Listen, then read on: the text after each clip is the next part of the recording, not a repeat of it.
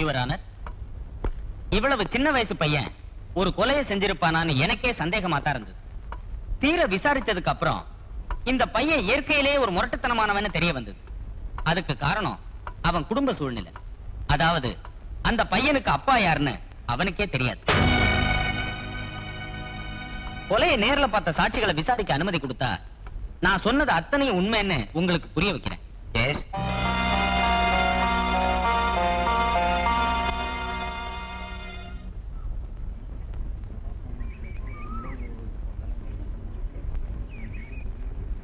என்னடா, எங்க அப்பாவுக்கு உடம்பு சரியில்லை, 4 நாளா ரிச்சா ஓட்டல.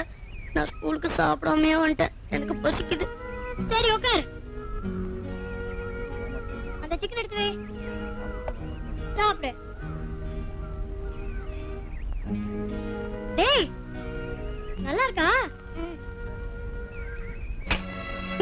என்னடா பாக்குற? சும்மாவா சிக்கன் தரும்? ஒரு வாய்க்கு ஒரு கொட்டு சாப்பிடுறா. டேய், எச்சப்பண்டல சாப்பிடுறா.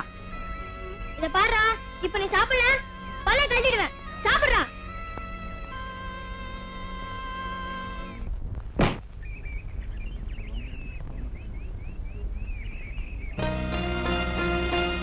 எங்க அம்மா எனக்கு ஜாங்கிரி கொடுத்து அனுப்பிச்சாங்க. நீ சாப்பிடு. என்ன பாக்குற? நீ சொன்னியே ஒவ்வொரு வாய்க்கு ஒரு கொட்டுன்னு. கொட்டு இல்ல, குத்து.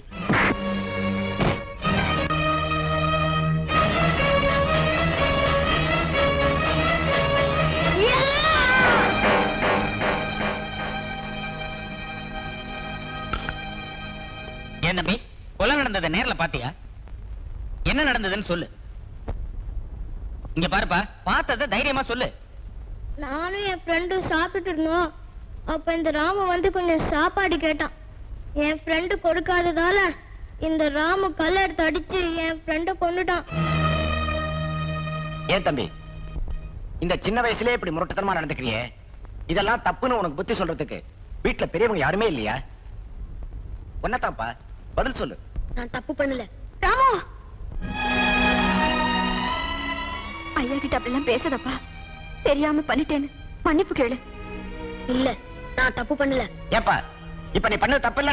யாரு தப்பு பண்ணாலும் தைரியமா தட்டி கேட்கணும்னு எங்க மாமா சொல்லிருக்காரு. அதான் நான் செஞ்சேன். யாருப்பா உங்க மாமா?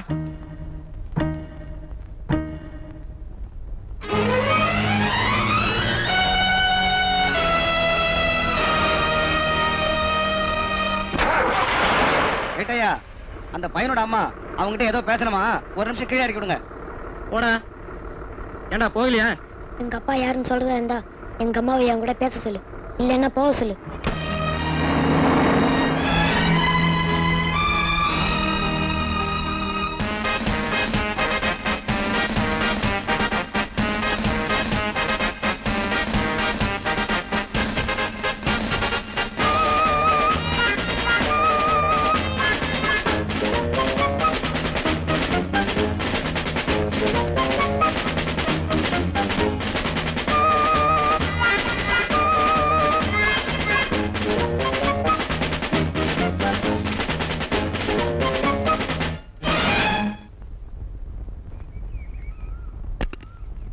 இப்போது வீர சாகசம் புரிந்தவர்களுக்கு விருது வழங்கும் விழா. முதல் விருது பெறுபவர் திரு கே செல்வரத்னம். அடுத்து விருது பெறுபவர் வீராசாமி. நாயுடு, உங்க கூப்பிடுறாங்க. போயா, போய் விருது வாங்கிக்க போ. எனக்கு விருதா? ஆமையா, நீதான் எங்கேயுமே கை நீட்டாதவனாச்ச. நன்னடத்துக்காக விருது கொடுப்பாங்க. போய் வாங்கிட்டு வா. போயா.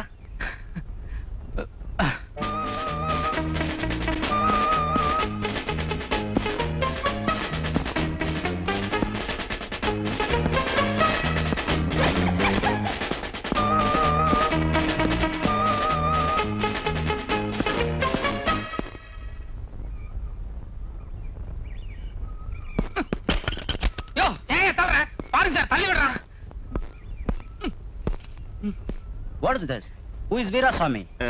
நீ என்ன வீராசாமியா? நாயுடு வீராசாமி. நான் அதை கேட்கல. உன் இனிஷியல் என்னையா? K Veerasamy. You stupid! Middle K வீராசாமிக்கு இல்ல, ஏ வீராசாமிக்கு தான். Dead man. Sorry sir.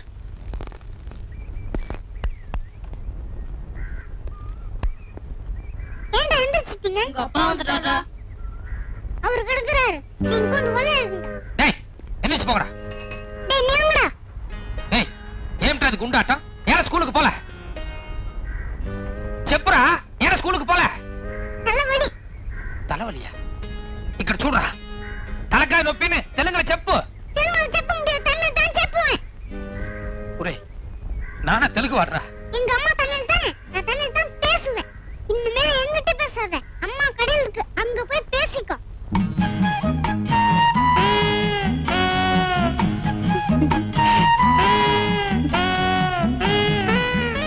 தட்டா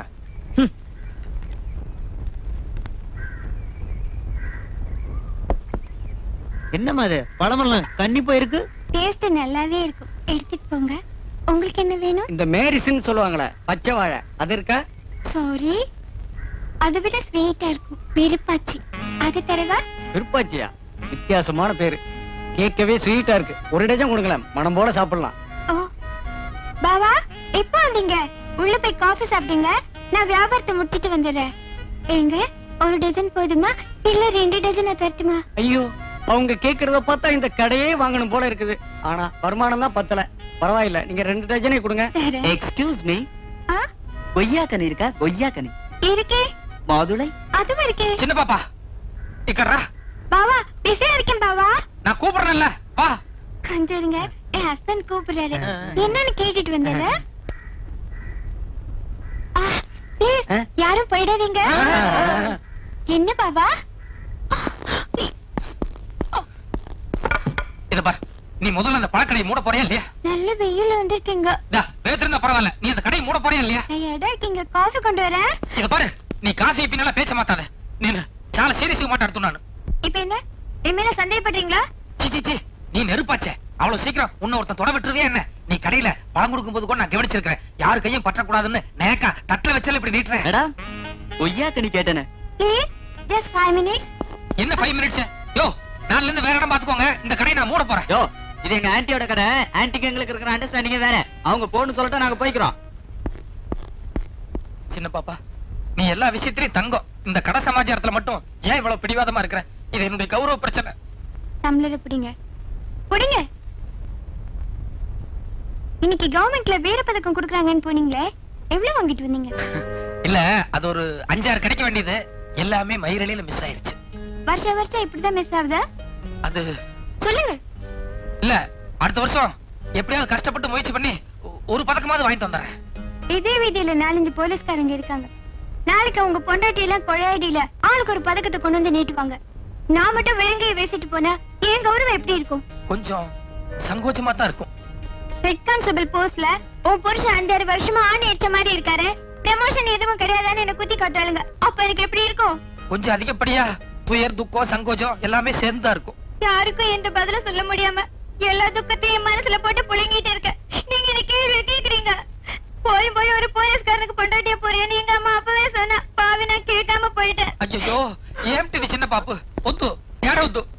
நீ இழிச்சு வாய்த்தனமா இருந்தா எல்லா பொம்பளையும் எல்லாரும் தான் பேசுவாளுங்க. அவளுக்கு புருஷனெல்லாம் யோகியமா? அவளை பத்தி எனக்கு தெரியாது. ஒவ்வொருத்தரும் ஊருக்கு ஒரு கூத்தியா வச்சிருக்கான், ஊருக்கு ஒரு ஸ்டெப்னி வச்சிருக்கான். நான் அப்படியா 6 மணிக்கு டியூட்டி முடிஞ்சதும் கரெக்டா அடுத்த 5வது நிமிஷம் வீட்டுக்கு வந்து உன்னையே சுத்தி வரல?